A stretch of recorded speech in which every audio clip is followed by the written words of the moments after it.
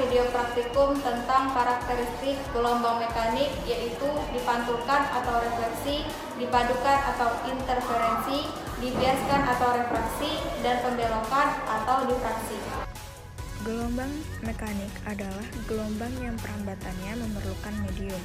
Gelombang mekanik memiliki karakteristik yang khas.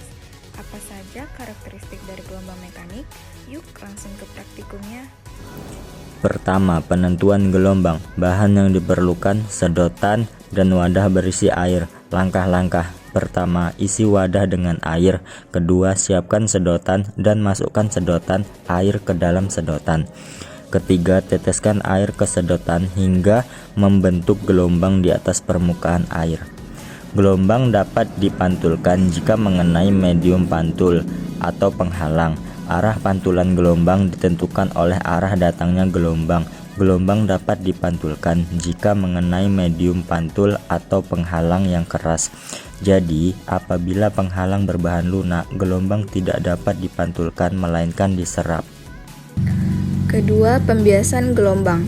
Alat yang dibutuhkan air, gelas, dan selang. Langkah-langkah: pertama, isi gelas dengan air. Kedua, masukkan selang ke dalam gelas berisi air. Ketiga, tampakkan selang dari arah depan. Selang akan melewati lintasan lurus, akan tetapi saat selang melewati dua medium yang berbeda, selang akan dibelokkan atau sedang melewati lintasan lurus. Nah, peristiwa pembelokan selang dalam batas medium ini yang disebut pembiasan atau refraksi. Pembentukan gelombang atau difraksi. Alat dan bahan yang digunakan yaitu kardus berwarna makanan, wadah, dan air. Langkah-langkahnya, isi wadah dengan air. Lalu beri celah pada kardus. Kemudian buatlah dua bagian pada wadah dengan menggunakan kardus. Kemudian berilah pewarna makanan pada salah satu bagian dari wadah yang berisi air. Selanjutnya buatlah gelombang.